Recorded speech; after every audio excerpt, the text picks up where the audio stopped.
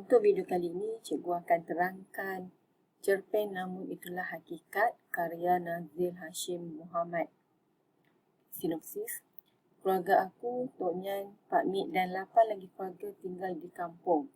Masyarakat kampung di tempat tinggal kami menggelar Pak Mik sebagai orang gila kerana membersihkan tanah rang kepunyaannya semata-mata untuk menanam pokok-pokok hutan. Rang di sini bermaksud keadaan membiarkan tanah pertanian yang dibajak tanpa diusahakan. Perkara ini merupakan perkara yang luar daripada kebiasaan bagi orang-orang kampung. Biasanya orang-orang kampung akan membersihkan tanah untuk ditanam dengan pokok buah-buahan.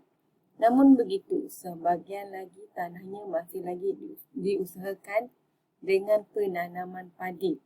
Selain itu, Pak Mik juga menangkap ikan di sungai dan menjaga pokok-pokok potat air, cemumar dan meluntas yang tumbuh di tebing sungai untuk keperluannya sekeluarga.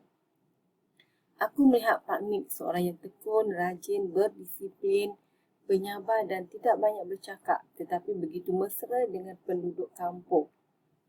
Setelah beberapa tahun kemudian, kawasan tanaman pokok hutannya bertambah subur dan dibiarkan semak oleh Pak Mik. Kebanyakan ibu bapa melarang anak-anak mereka bermain di situ dengan menyatakan bahawa di kawasan semak itu ada harimau, ular dan orang bunyat. Walaupun digelar gila oleh orang-orang kampung, Pak Mik tetap melayan orang kampung dengan baik dan terus bekerja dengan penuh tekun dan berdisiplin. Apabila kerajaan berhasrat membawa projek pembangunan ke kampung tersebut, tanah-tanah orang kampung yang terlibat diambil oleh kerajaan dan dibayar dengan pampasan yang sepatutnya. Tok Nyan terkejut apabila tanah Pak Mik dibayar dengan harga yang lebih mahal. Pak Mik memberitahu Tok Nyan yang tanahnya dibayar dengan harga yang tinggi kerana pokok-pokok jati yang ditanam oleh Pak Mik ada nilai pasaran. Bagi tanah hutan buatan Pak Mik yang tidak diambil oleh kerajaan pula, dijadikan tempat untuk anak-anak muda belajar tentang alam semula jadi.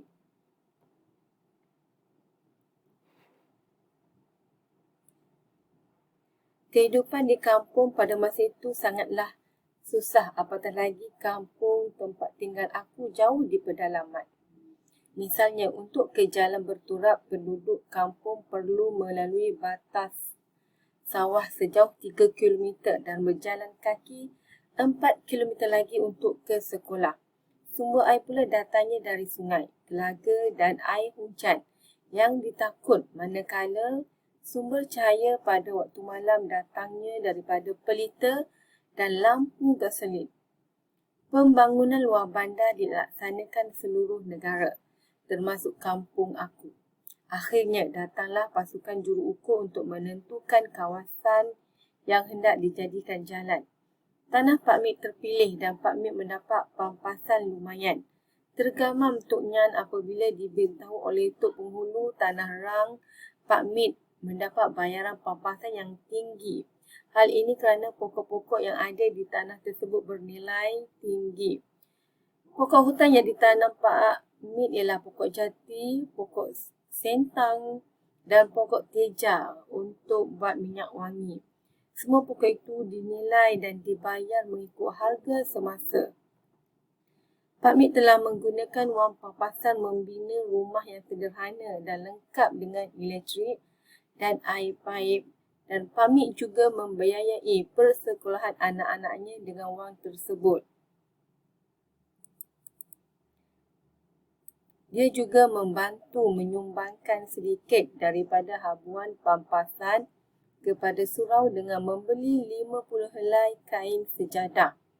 Kini anak-anak Pak Mik telah berjaya dalam pelajaran. Zul sudah lulus ijazah tentang perhutanan, Fitri sedang menuntut dalam bidang perakaunan dan aku juga sedang belajar tahun 1 bidang zoologi.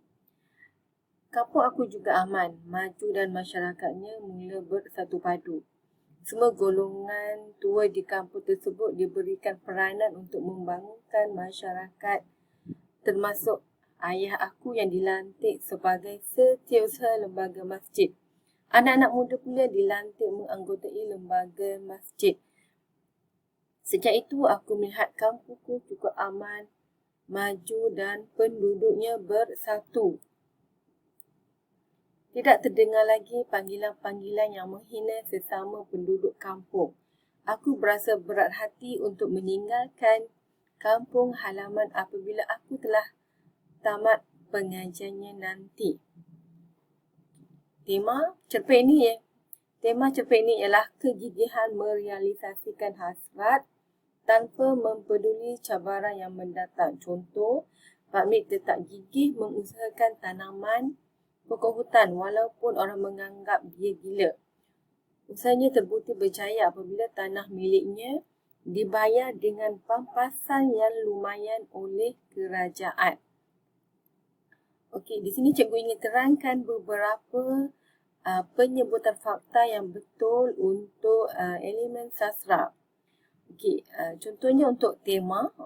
Tema mestilah bermula dengan kegigihan merealisasikan dalam ayat yang panjang. Dia tidak boleh kegigihan. Kerana kegigihan itu ialah nilai. Kegigihan merealisasikan hasrat dalam ayat yang panjang maksudnya sekurang-kurangnya 3 perkataan lah. Sama juga dengan persoalan. Kita mulakan dengan persoalan kegigihan berusaha. Tidak boleh persoalan kegigihan. Di sini boleh juga kita buat kegigihan berusaha untuk mendapatkan sesuatu yang dihajati. Seterusnya.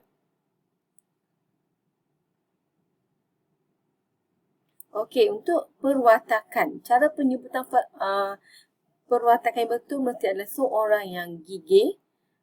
Seorang yang gigih berusaha. Kata kuncinya mestilah seorang yang. Jika tiada perkataan seorang yang, salah. Katakanlah Pak Mit gigih. Itu ialah Pak Mit gigih. Pak Mit gigih. Ada lagi nama watak. Katakanlah kalau kita sebut gigih. Gigih itu kalau nilai kegigihan. Jadi itu maksudnya nilai pun salah, perwatakan pun salah.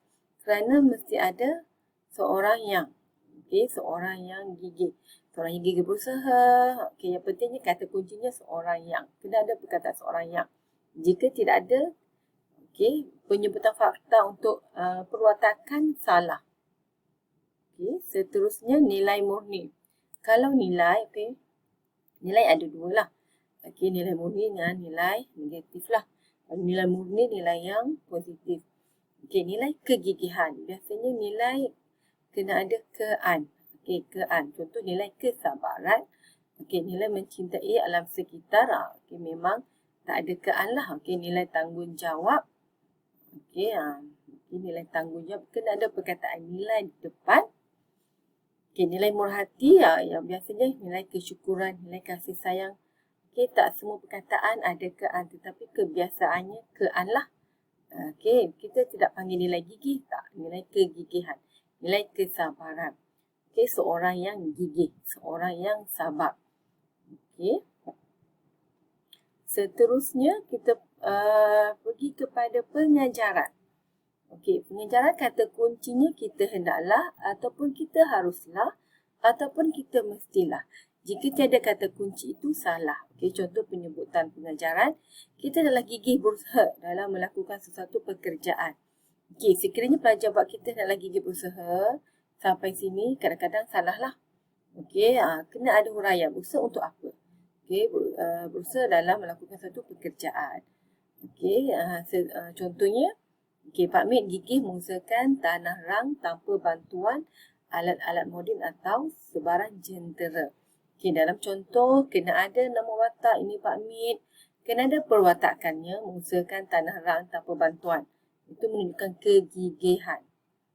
Seterusnya, kita boleh tengok ni lah.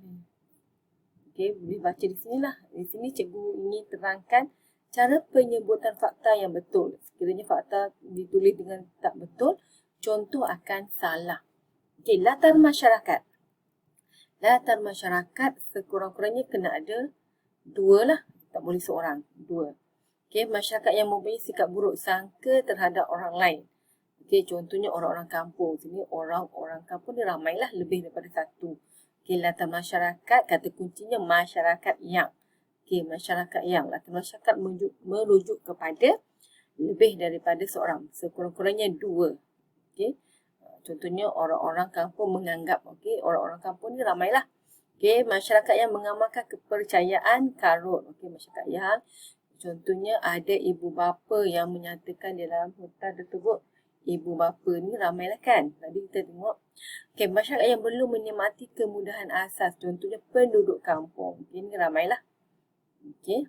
Masyarakat kampung, contohnya aku, Tok Nyang, Pak Mit. Okey. Mestilah melibatkan ni lebih lah kan. Aku, Tok Nyang, Pak Mit dah 3 orang lah di sini. Okey, masyarakat petani, contohnya penduduk kampung bekerja sebagai petani. Okey, latar tempat, biasalah. Okey, latar tempat, okey, tempat tinggal keluarga aku. Okey, yang ini latar tempat biasanya tiada masalah. Okey, yang bermasalah latar masyarakat. Sebenarnya daripada nilai ini, nilai yang kita ambil ni sebenarnya ni, nilai kita boleh tukar kepada perwatakan, kepada pengajaran, kepada latar masyarakat, juga kepada persoalan. Cuma penyebutan sahaja yang berbeza-beza. Okey, jadi di sini cikgu ingin ingatkan bahawa penyebutan fakta perlu betul, barulah contoh betul. Sekiranya penyebutan fakta tidak betul, contoh akan jadi salah. Okey, jadi itu sahaja untuk kali ini. Cikgu harap pelajar boleh faham akan konsep-konsep yang cikgu terangkan ini.